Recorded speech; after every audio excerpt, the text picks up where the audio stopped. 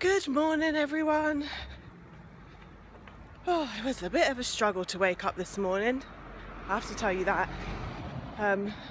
A month of fasting and waking up a little later than usual. But today is Eid, so Eid Mubarak to all those celebrating. And to be honest, I use the word celebrating loosely. It has been a very difficult Ramadan for everyone. It has been, what can I say, unfortunately filled with hate, terror and death all over the world. All we've seen is the atrocity, the depravity of ISIS hitting all across the world, and somewhat linked to what I'm doing today because I'm on my way to the Queen Elizabeth Centre in Westminster, where the Chilcot Report is finally reporting today, and there is a counter demo outside. And I was just thinking, walking to the station on my way there, how interlinked that is with what we've been seeing this Ramadan. That horrific attack in Iraq. In many ways, the legacy of the Iraq war for us there on the eve of this Chilcot Report. But anyway, I am on my way. The question now is, will I make it to the train? Oh yay, just in time. We're off.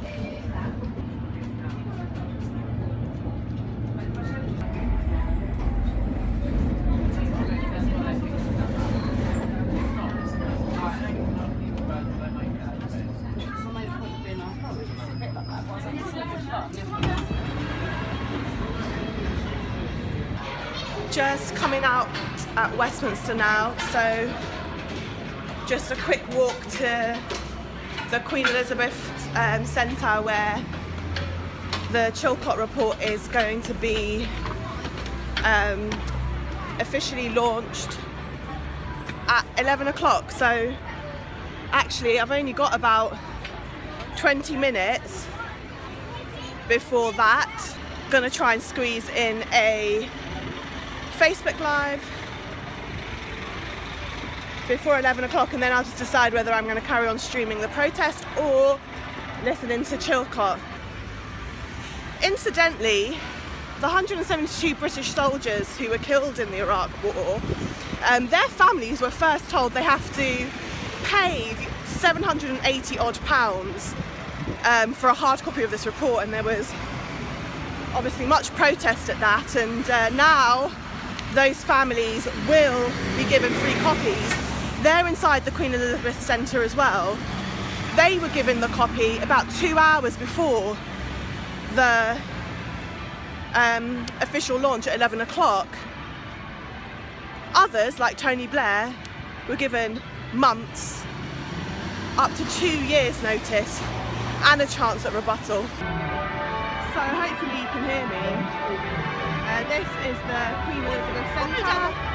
Obviously, satellite truck there for the news, and that is the press pen there.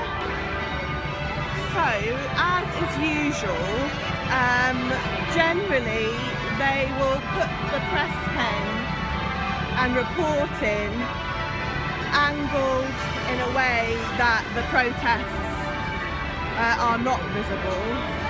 Although I do think on this occasion there will be media interest in the protests, and in my experience you'll get more of the mainstream media there, more of the alternative media here covering the demo.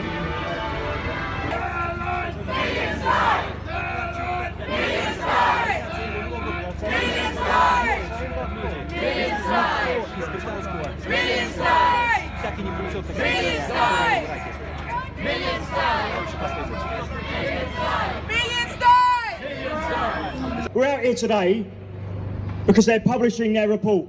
And let's not forget whose report it is. It's the establishment's report. It's their version of history, their version of events. So yes, they might, be highly critical of Tony Blair, highly critical of the intelligence services, highly critical of generals. Maybe they are, maybe they aren't. I haven't read it yet. But let's not forget who's writing this.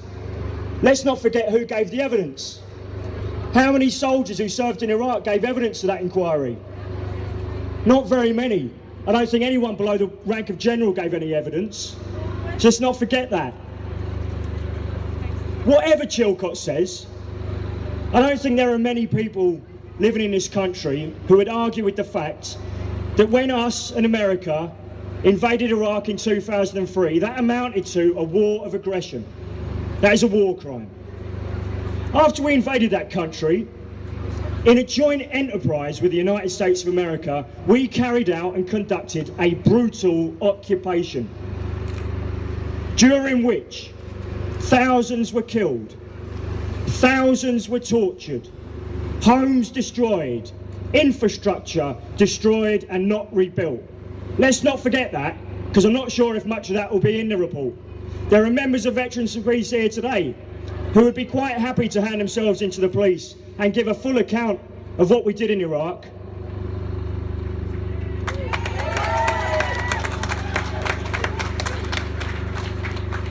Under the Nuremberg principles, those ultimately responsible for that attack and that occupation should face criminal investigation and trial.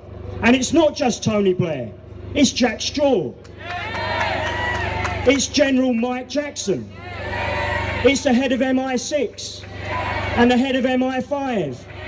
And if we want to go down a rung, we can look at all those corporate interests that back the war, the arms industry and the media, and all the people in charge of them who push for that conflict. These people should be brought to account. Another narrative that is being spun here today is that somehow Iraq was a one-off, right? Some minor occurrence in British history and British modern history during which we fucked up. But let's have a look at what we've done since that invasion. 2006, we re-invaded Afghanistan. We sent thousands of troops into Afghanistan, into Helmand province. Hundreds of them were killed. Thousands of Afghan civilians were killed. And then we left for nothing. All for nothing. We have also carried out an aerial attack on the sovereign country of Libya, tearing that country into pieces and allowing or setting loose violent Islamist insurgent groups that are tearing that country to bits. We have bombed Syria. We are currently bombing Iraq again. And whilst we stand here, British arms companies, the British military, British intelligence are helping our noble allies, the Saudi Arabians, to attack another sovereign country, the Yemen, where tens of thousands of people have been killed and injured. So let's not forget that.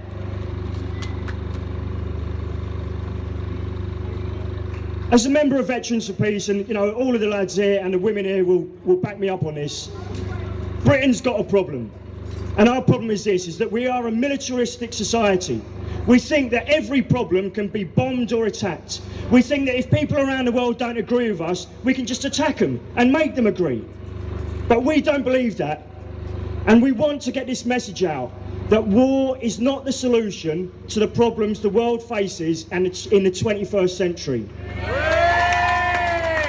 And that idea needs to spread.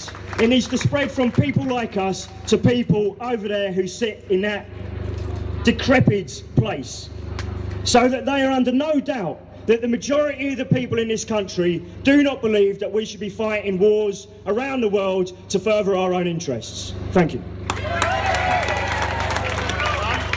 War criminal!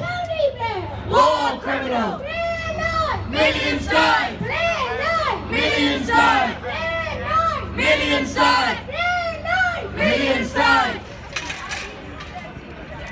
Guys, I'm going to zoom in, but there is the families of Iraqi soldiers who were killed during the Iraq War, coming out for photos and brief statements to the press.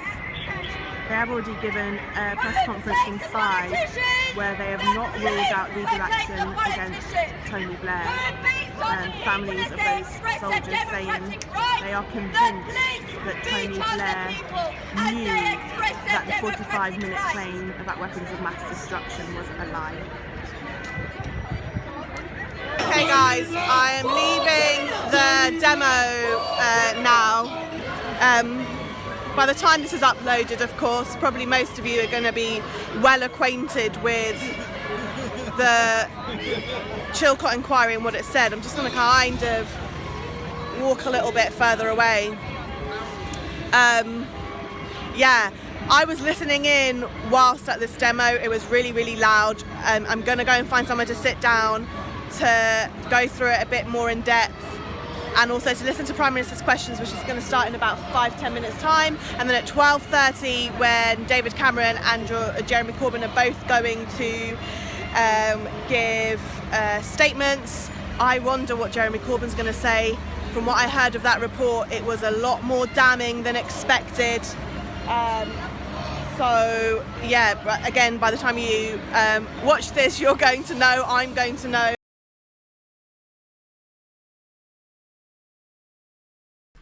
Mr. Speaker, the decision to invade and occupy Iraq in March 2003 was the most significant foreign policy decision taken by a British government in modern times. It divided this House and set the government of the day against a majority of the British people, as well as against the weight of global opinion. The war was not in any way, as Sir John Chilcot says, a last resort. Frankly, it was an act of military aggression launched on a false pretext, as the inquiry accepts, and has long been regarded as illegal by the overwhelming weight of international legal opinion. It led to the deaths of hundreds of thousands of people and the displacement of millions of refugees. It devastated Iraq's infrastructure and society. The occupation fostered a lethal sectarianism, as the report indicates, that turned into a civil war. Instead of protecting security at home or abroad, the war fuelled and spread terrorism across the region. To Sunday's suicide bomb attack in Baghdad, which killed over 250 people, the deadliest so far, was carried out by a group whose origins lie in the aftermath of the invasion. By any measure, the invasion and occupation of Iraq has been, for many, a catastrophe. Mr. Speaker, the decision to invade Iraq in 2003 on the basis of what the Chilcot Report calls, and I quote, flawed intelligence about the weapons of mass destruction has had a far-reaching impact on us all. It's led to a fundamental breakdown in trust in politics and in our institutions of government. The tragedy is that while the governing class got it so horrifically wrong, many of our people actually got it right. Many, on February the 15th, 2003, 1.5 million, spanning the entire political spectrum, and tens and millions of other people across the world, marched against the impending war, the biggest ever demonstration in British history. It wasn't, Mr. Speaker, that those of us who opposed the war, underestimated the brutality or the crimes of Saddam Hussein's dictatorship. Indeed, many of us campaigned against the Iraqi regime during its most bloody period, when the British government and the US administration were actually supporting that regime, as was confirmed by the 1996 Scott inquiry. But we could see this state, broken by sanctions and war, posed no military threat, and the WMD evidence was flimsy and confected, that going to war without United Nations authorization was profoundly dangerous. And combatants who lost their lives in the conflict. There are many members here who voted to stop the war, but have not lived to see themselves vindicated by this report. First and foremost, Mr. Speaker, it would do us well to remember Robin Cook, who stood over there 13 years ago and said, in a few hundred words, in advance of the tragedy to come, what has been confirmed by this report in more than 2 million words. We now know that the House was misled in the run-up to the war, and the House must now decide how it should deal with it 13 years later, just as all those who took the decisions laid bare in the Chilcot Report must face up to the consequences of their actions, whatever they may be. Okay guys, this sun is killing everything I'm trying to film. I found a little coffee shop to sit down in right by the Queen Elizabeth Centre. You can see the media is still here. I listened into Parliament. What a speech by Jeremy Corbyn. Jeremy Corbyn basically called the Iraq War illegal in Parliament as the head of the Labour Party. So that was a pretty special moment, I can say. Basically, that's... where is she? I can't... not good at pointing, but it's basically Tessa Jow giving an interview. So yeah, I'm going to wrap up my blog now. Don't forget to...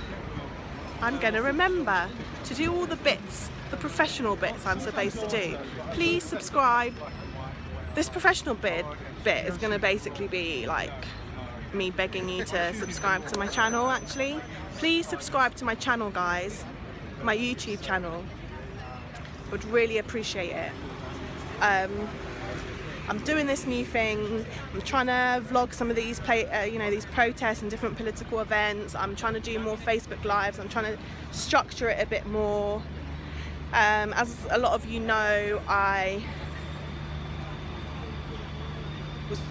was doing full-time work as a news reporter for a very long time, and I've recently stopped that, and I'm really enjoying like spending time on social media and YouTube and writing my own pieces. But I need support to make something out of it, basically. So the first kind of thing you can do is subscribe to my YouTube channel, like my Facebook page, get involved, share, and all those other things that I'm supposed to tell you to do. Yes, I'm off to find something to eat, and because we can eat today, yay! And yes, I'm now rambling, so I'm going to sign off.